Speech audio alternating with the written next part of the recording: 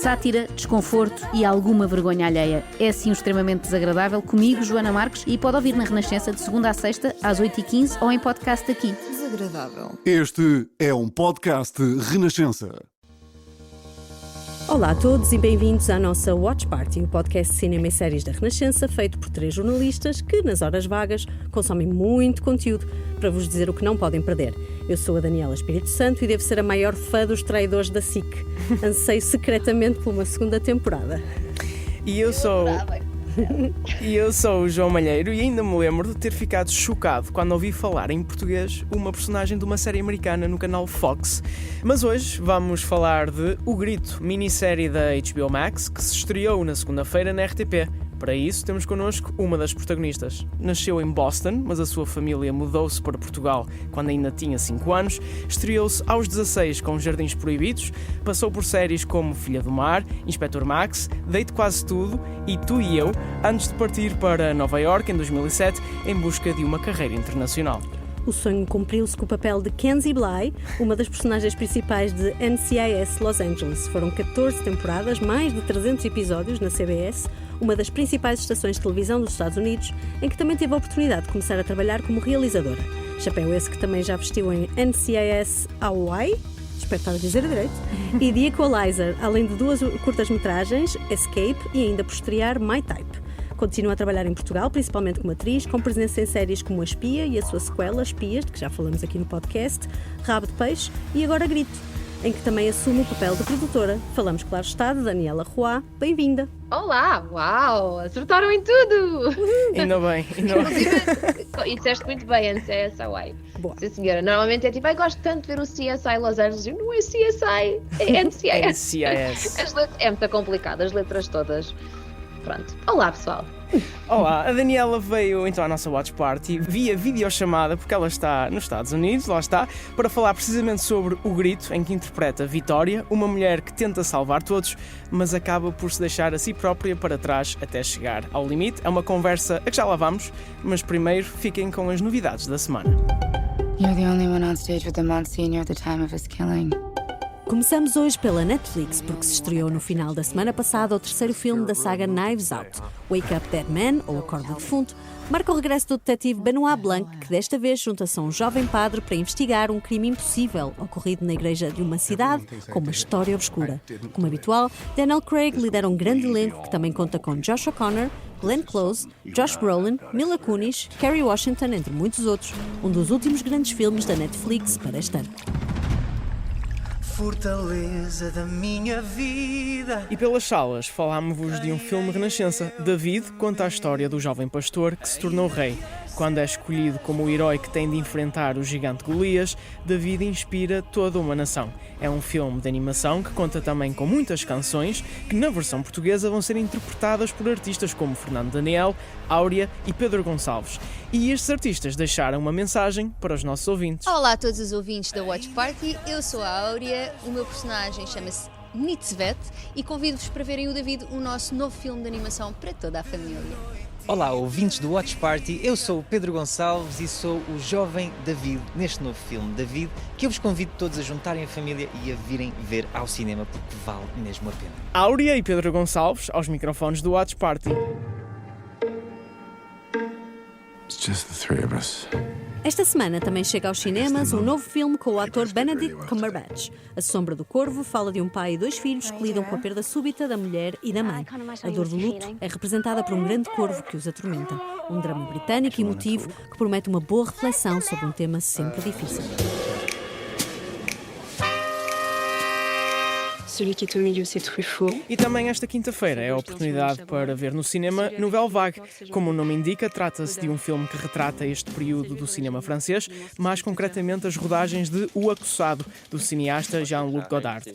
Uma longa-metragem de Richard Linklater que competiu no Festival de Cannes e que chega agora a Portugal. Voltamos à conversa com a Daniela Roy, outro talento português à conquista de Hollywood. Bom dia. Welcome to Portugal. Do you speak Portuguese? Percebo alheto. Turma, este é o aluno novo de que vos falei a semana passada. A Vitória era uma mais-valia para o ensino público nacional. Era uma professora excelente.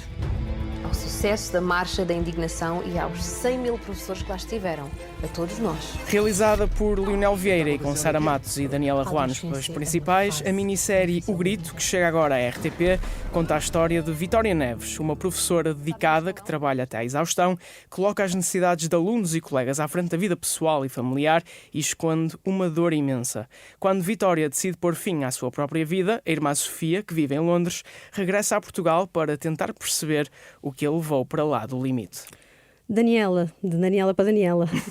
Nesta história tu interpretas Vitória, uma personagem que vamos conhecendo lentamente, camada a camada. Como é que tu descreverias a Vitória? Uma mulher simples e complicada ao mesmo tempo. Emocionalmente complicada por aquilo que acaba por fazer no final do primeiro episódio.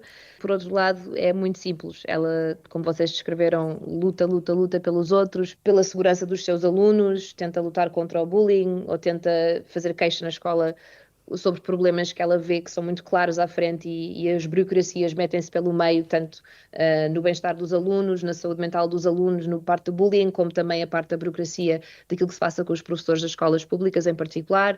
Quer dizer, ela parece que está sempre a batalhar para aquilo que está certo, mas não consegue ter vitória, daí também a ironia desse nome, mas não consegue ter vitória em nenhuma dessas batalhas, fora aquilo que já tem em casa, que também é um problema. Ela não tem uma relação muito próxima com o marido. Eu, aliás, acho que o Lionel Vieira realizou, a sua realização foi super inteligente em todas as cenas, pronto, mas em particular com a relação com o marido, com o Pedro Lajinha e com a Vitória, porque se vocês repararem, eles têm um certo distanciamento emocional, mas também físico. Nós nunca os vemos ter um carinho um com o outro, mesmo quando estão a flertear na cozinha num dos flashbacks, não sei se já passou na televisão ou não, mas há de passar, não estou a estragar nada, mesmo assim há uma distância física, não se tocam e depois quando há um momento em que se calhar poderiam ter um bocadinho mais de intimidade, acaba por não haver porque são interrompidos por outra coisa qualquer. Aliás, vocês não veem. Tu e o Pedro Lajinha, acho que logo na primeira cena em que partilham juntos na cozinha, precisamente mostram logo essa dinâmica muito bem, na forma como se posicionam na cozinha, como olham um para o outro.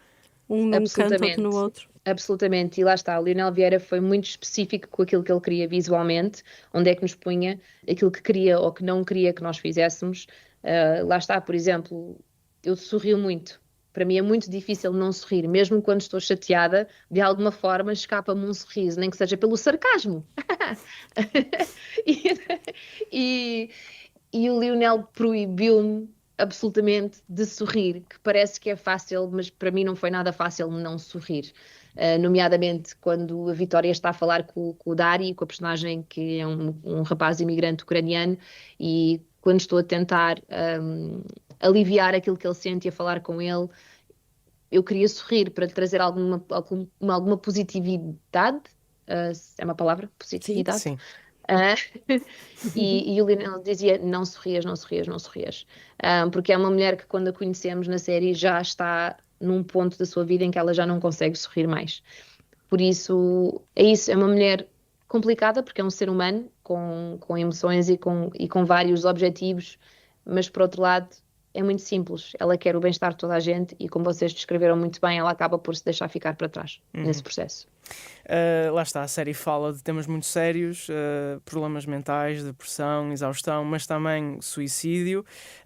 Sentes que é importante, da forma como a série aborda estes temas, de desconstruir tabus à volta destas questões? Em relação ao bullying, em relação ao assédio, em relação a vários temas que nós falamos na série, acho, sim, absolutamente, acho que temos que tirar a tampa e são temas que deveriam ser falados, porque há pessoas que não sabem que podem falar e que podem, há linhas que as pessoas podem telefonar, linhas chamadas que podem fazer para organizações que sabem muito bem o que é que estão a fazer e que podem mesmo dar apoio em várias situações.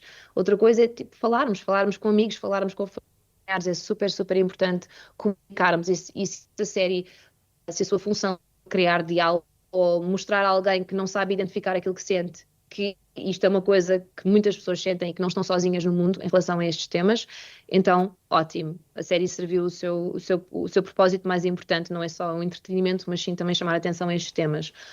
Por um lado, queremos chamar a atenção aos cuidados que é preciso ter com as pessoas que estão a passar depressão para tentar mostrar-lhes que há saída e que isso não tem que ser a solução.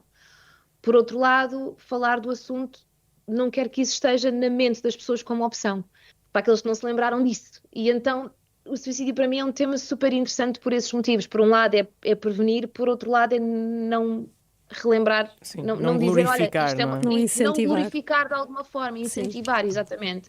Portanto, aquilo que eu quero que saiba é que realmente falem uns com os outros, comuniquem uns com os outros, e se sentirem que não têm ninguém à vossa volta que irá perceber o que é que estão a sentir, garanto, prometo a 100% que existem pessoas no mundo que vão perceber o que é que vocês estão a passar. Exceto, não interessa se são estranhos, se não, mas o facto é que ninguém está sozinho no mundo, por mais que se possam sentir dessa forma, não estão. Não é apenas a Vitória que se apaga com o tempo e não é só de suicídio que fala esta série, né? Também vemos o que acontece ao filho Pedro e ao marido Salvador ao longo dos episódios. Como é que se constrói esta... Já há pouco estavas a falar um bocadinho do Lionel e daquilo que ele tinha utilizado para mostrar a dinâmica com o marido da Vitória. Como é que tu sentes que se constrói esta dinâmica familiar tão turbulenta? Como é que se consegue fazer esta passagem em 8 episódios, em apenas 8 episódios? Isso, se calhar, é uma pergunta mais para o Lionel como realizador e alguém que tem todo o guarda-chuva do que é a série, não é? Porque aí, sendo realizadora também, lá está a grande diferença entre o trabalho de ator que eu faço e o trabalho de realizador, é que como atriz o foco é a jornada da minha personagem e como é que ela se relaciona com as outras personagens mais próximas dela. Enquanto como realizadora, ou neste caso o Lionel Vieira, aquilo que é preciso é perceber o arco inteiro de todas as personagens e como é que elas se enquadram todas umas com as outras, obviamente formando uma estética coerente, uma edição coerente, uma história que faça sentido ao público. Portanto, como é que se constrói essa relação? Voltando à tua pergunta, Daniela, eu só posso explicar de uma forma emocional, ou seja, nós como atores ensaiamos as cenas, passamos várias vezes as cenas, vamos encontrando coisas diferentes, se calhar se me sinto um bocadinho mais exaltada numa cena, se calhar o Lionel como realizador diz não, vamos pesar um bocadinho mais para baixo, às vezes o silêncio é mais poderoso do que gritar, não é? Às vezes falar baixinho é mais poderoso do que falar alto. E pronto, é isso, e o Lionel que tem essa visão geral foi criando o caminho para que essas dinâmicas acontecessem, lá está. Se me apetece tocar em alguém e o realizador diz não vais tocar em ninguém, aliás vais-te afastar, isso vai mudar como as coisas saem de dentro de mim. E tiveste que ir adaptando também essas cues que foste recebendo. Que é uma das minhas partes favoritas também como atriz, se calhar eu tenho uma ideia na cabeça e chego lá e o ator com quem eu estou a contracenar faz uma coisa completamente diferente daquilo que eu tinha pensado que ele ia fazer e portanto isso vai alterar como eu estou a ouvir, porque no fundo atuar é reagir. E então eu tenho que reagir àquilo que me é dado, basicamente. Portanto, como é que a dinâmica foi criada? Foi-se criando, foi uma coisa que foi muito desenvolvida, nós tivemos pouco tempo de ensaio, infelizmente, porque eu estou aqui, cheguei a tempo de gravar a série, o Lionel tinha outros projetos, os outros atores também tinham outros projetos, portanto isto no fundo tivemos pouco tempo de ensaio antes de começarmos a gravar, portanto houve muitas coisas que foram descobertas no momento, o que também fez com que os dias fossem muito, qual é a palavra? Preenchidos? Espontâneos. Nice. Foram dias espontâneos e eu pessoalmente acho que funcionou muito bem para uma série como esta. E precisamente uma das perguntas que tínhamos para ti era o facto de a Vitória ser uma personagem com muitas camadas que no início estão escondidas, ao longo da série vamos descobrindo as peças do puzzle e as personagens também, mas então também de certa maneira foi o que tu fizeste enquanto atriz, foste descobrindo cada vez melhor também a Vitória à medida que foi avançando a série. Sim, não da mesma forma como, por exemplo, a investigação criminal, porque na investigação criminal nós lemos cada semana sai um episódio, portanto eu não sei o que é que vai acontecer daqui a 10 episódios, não sei o que é que vai acontecer na próxima temporada. No caso da Vitória, nós tínhamos os episódios todos logo desde o início, portanto nós sabíamos qual é que seria a jornada, sabíamos qual é que seria o fim da série. O mais desafiante é não julgar, não é julgar. Julgar, tipo, não julgar com esse conhecimento, porque se nós sabemos que somos os maus da fita no fim, por exemplo, é muito difícil não começarmos a introduzir coisinhas de mal antes de que o público saiba que nós somos os maus da fita. Eu não estou a dizer que não sou má da fita na série, não é isso que eu estou a dizer. Estou só a dizer que é difícil um ator que conhece o final do filme ou da série não começar a prever essas coisas na sua atuação. Mas neste caso em particular foi espontâneo, os momentos foram descobertos no dia da gravação, mas obviamente a jornada não foi. Nós sabíamos onde é que as personagens iam parar e sabíamos muito bem quais é que eram as causas e tudo o que ia acontecer antes de começarmos a gravar. Outra coisa que também é abordada neste grito são os professores, não é? Por causa da profissão da Vitória. Todos os anos os professores pedem melhores condições. Aliás, a série começa precisamente em 2008, quando acontece numa das maiores manifestações profissionais da história do nosso país, e depois continua 10 anos depois a abordar o tema nos episódios seguintes. Na semana em que estamos a gravar este episódio, de resto, estamos a viver uma greve geral e uma greve da função pública. Houve preocupação em tentar que o grito fosse atual? Tu, enquanto produtor? Eu acho que sim. Eu acho que o que é infeliz é que estes temas continuam a ser atuais. Apesar de começar em 2008 e depois de seguir para 2018, o problema lá está é que estes temas são realmente ainda atuais. Ainda não temos as condições ideais para os professores. Eu não foi só por causa desta série, eu sempre me senti assim, que os professores são uma das profissões mais importantes de um país, porque estamos a passar conhecimento, educação, etc., à geração seguinte. Eu acho que, para mim, os professores deveriam ser das profissões mais cuidadas, as pessoas deviam ser mais cuidadas do que são. E não é só em Portugal, é em todo lado. Nos Estados Unidos, aqui nos Estados Unidos, também há problemas nas escolas públicas, os professores não têm os fundos que precisam, muitas vezes estão a tirar do bolso e a comprar coisas para as salas de aula, dependendo das zonas em que estão as escolas. Eu acho que é uma profissão importantíssima, das mais importantes, e esse pensamento ainda se exacerbou mais durante o Covid, quando de repente os meus filhos estão em casa e a professora sou eu. Obviamente tem uma escola online, mas nós tivemos que acompanhar, e no caso dos meus filhos, eles eram pequeninos na altura, não é? E é exaustivo. Claro que as crianças se comportam com a mãe de forma diferente que se comportam com os professores na escola, porque há ali uma certa formalidade que não existe em casa. Mas é uma profissão dificílima, fazer com que uma criança se foque, ou perceber que ela precisa de dar 3 voltas ao jardim e depois voltar a sentar-se para se conseguir concentrar. A parte psicológica, a parte académica, tudo isso é exaustivo. Eu não consigo imaginar os professores que devem chegar a casa completamente partidos, porque é muito difícil, e os professores deveriam, sem dúvida, devia-se cuidar dos professores muito mais. Portanto, sim, claro que foi muito importante fazermos com que estes temas fossem atuais, porque são atuais. E é engraçado, estava a ouvir-te falar, e de facto muito do que estás agora a dizer também se aplica, por exemplo, à profissão do marido da Vitória, que é profissional de saúde, que é outra área também muito complexa, também muito importante. Essa é a área da minha família. Pronto, acaba por ser um casal que por dois setores muito importantes para a sociedade, mas que também ajuda nesse problema pessoal que eles têm um com o outro, é porque a vida profissional não lhes dá tréguas, não é? Olha, bem observado, absolutamente. Por acaso, digo-te com toda a sinceridade que nem tinha feito essa ligação na minha cabeça quando estávamos a gravar, e mas acho super interessante teres observado isso, porque é completamente verdade. Nós estamos a pôr o microscópio em cima da parte dos professores, mas realmente ele também trabalha numa profissão, na área da saúde, em que as burocracias são igualmente complicadas. Ou seja, a burocracia não se interessa pelas pessoas. Os professores e os profissionais de saúde têm que se interessar pelas pessoas. Então, quando são puxados para um lado e querem fazer o bem para as pessoas, é complicadíssimo. Eu venho de uma família de médicos, lembro-me perfeitamente, antes do meu pai se reformar, ele aos 60 e tal anos ainda trabalhava 6 dias por semana a fazer bancos. Para quem não sabe fazer banco, quer dizer, estar de chamada 24 horas, mesmo à noite, se houver algum problema, chamam e tem que ir a correr para o hospital, com 60 e tal anos, a trabalhar até às 10 da noite, porque o meu pai nunca dizia que não a ninguém, as pessoas apareciam sem marcação, ele dizia sempre que sim a toda a gente, porque é uma pessoa extraordinária, mas depois lá está, nos hospitais, etc., são as burocracias que não permitem com que os médicos possam, médicos, enfermeiros, auxiliares, o que for, que façam aquilo que precisam de fazer para ajudar as pessoas, que no fundo é para isso que elas entram na profissão, é para ajudar os outros. Portanto, sim, absolutamente, muito bem observado. A pressão dele no trabalho, a pressão dela no trabalho faz com que a vida de casa, ainda por cima com pouca comunicação. Sim, porque eu acho a tempestade perfeita, não é? É uma tempestade perfeita, mas lá está, a falta de comunicação também é um tema. Pode ser um subtema da série, mas é um tema, porque eles não comunicam com o outro em casa. Ele decide beber em vez de comunicar. Ela não comunica e acaba por entrar numa grande depressão. O filho é adolescente, é normal, não comunicam muito naquela idade. Ou seja, o miúdo o Dari, o imigrante ucraniano que é vítima de bullying, também não comunica que é vítima de bullying, mesmo quando a Vitória se senta com ele e fala com ele, porque ela própria observa esse bullying. Ou seja, a falta de comunicação, no fundo, é o inimigo de toda a gente. nesta série, e é o que faz com que as coisas nunca fiquem resolvidas e que as personagens acabem por ter um fim trágico. Exato. Não faças spoilers, não faças spoilers.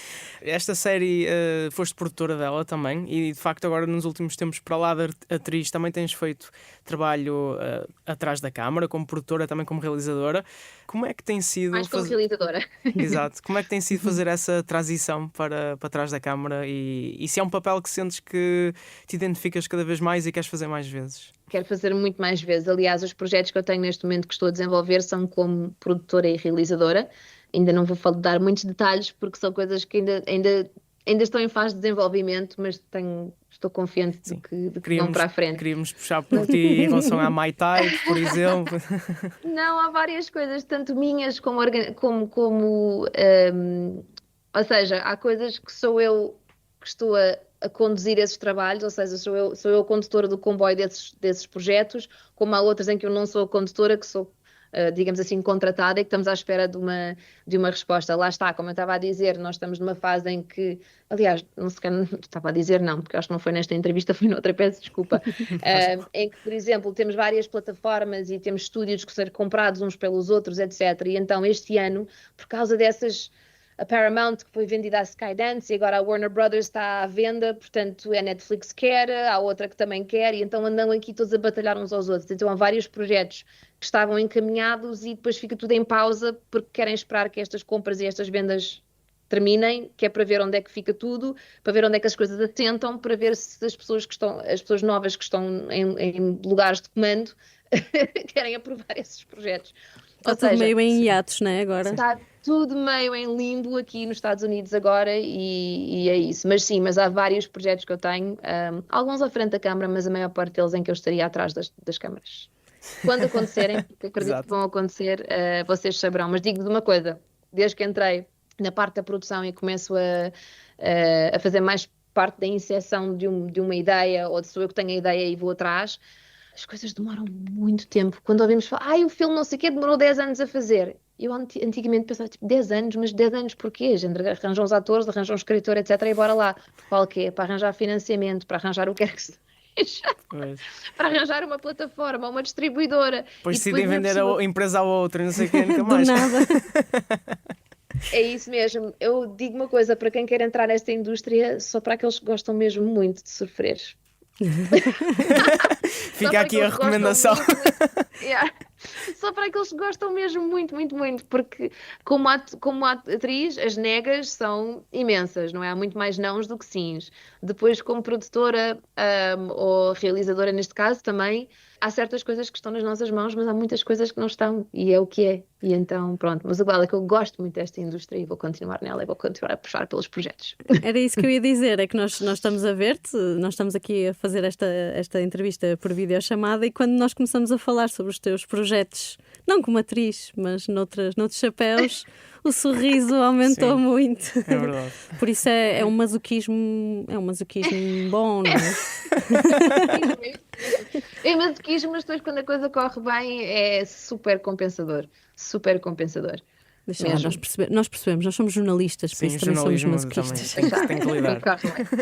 Mas agora voltando a Portugal, já fizeste espias há pouco tempo, também estiveste envolvida, em menor medida, mas também estiveste envolvida em Rabo de Peixe. Como é que é regressar à língua portuguesa? E já agora conciliar a vida em Portugal com os Estados Unidos, etc. Trabalhar em português é aquilo que foi como eu comecei. Portanto, para mim não faz diferença trabalhar numa língua ou noutra. Acho que fazer entrevistas em português quando estou nos Estados Unidos é muito mais difícil. Porquê? Porque não sou tão eloquente.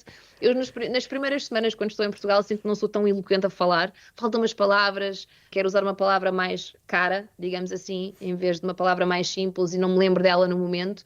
Mas ao fim de umas semanas em Portugal já consigo elaborar um bocadinho melhor. Daniela, obrigada por teres vindo à nossa Watch Party. Mas ainda não te vamos deixar ir, porque, como sempre, precisamos que nos dês uma sugestão. Tens 30 segundos. Exato. Posso dar imensas sugestões, que eu fiz uma lista. E assim, eu peço desculpa, os títulos que eu tenho são todos em inglês. Não o podcast chama-se Watch Party. Exato, não podemos julgar ninguém. Watch Party. E escolhi só séries neste caso, apesar de haver muitos filmes. Há um filme que eu quero sugerir, que está na Amazon Prime, que saiu ontem aqui nos Estados Unidos, mas eu acho que também passa aí em Portugal, acho eu. Chama-se Merv, e é um filme super fofinho. Não é um filme de Natal, mas é o tema, é uma comédia romântica. E foi um grande amigo meu que está a produzir outros projetos meus que produziu este filme, chama-se Merv, é com a Zooey Deschanel, e é um casal que termina. Exato! Sabes que exatamente. E pronto, eles têm uma relação e acabam e têm que partilhar o cão e pronto, é o que acontece a partir daí, mas é muito fofinho o filme. Portanto, em termos de filmes, aconselho verem esse filme este fim de semana, que é muito fofinho. Mas pronto, então vá, agora vou os meus 30 segundos e vou dar a listagem de séries. Algumas são de agora, algumas são mais antigas, mas The Beast in Me, The Studio, Severance, Mare of Easttown, Stranger Things, claro, Yellow Jackets, Adolescents, The Pit, brutal, série de médica, The Morning Show, Ted Lasso, Slow Horses, Disclosure, Hijack, Forever, que é uma história super fofinha, Suits, Dark, Heartstoppers e depois qualquer série de cozinhados. Nós vemos muitos episódios de cozinhados, mas depois o meu absoluto favorito que eu vejo com muita frequência há cerca de 20 anos, que é Friends. Eu acho que pá, 90% do que tu sugeriste são só das minhas séries preferidas. Exato. Adoro das outras. Há muitas outras, eu de certeza que depois devia ter dito esta e aquela, mas pronto. Mas as que disseste são excelentes. Foi tudo muito bem escolhido. Os nossos ouvintes vão ficar preenchidos. E a nossa colega Inês Braga Sampaio vai ficar com muita inveja nossa porque vai ouvir-te a falar de Yellow Jackets. Verdade, ela é Yellow super Jackets. fã. Estou aqui eu também a representar fãs de Yellow Jackets. Pronto. Obrigada mais uma vez à Daniela Roy pela presença no nosso podcast. O Grito estreou-se na segunda-feira na RTP e o primeiro episódio já está na RTP Play. A série também pode ser vista na HBO Max. E no próximo episódio, mais um convidado para falar de cinema e televisão. Marquem no vosso calendário, temos uma nova Watch Party todas as semanas, às quintas-feiras. Até lá, podem ouvir este e outros episódios em todas as plataformas de podcast e no site da Renascença em rr.pt. Não se esqueçam de subscrever ao feed do Watch Party na app que mais gostam de usar e de enviar as vossas sugestões para o e-mail watchparty@rr.pt. E este podcast tem sonorização de Paulo Teixeira, José Luís Moreira e ilustração de Rodrigo Machado. Até para a semana.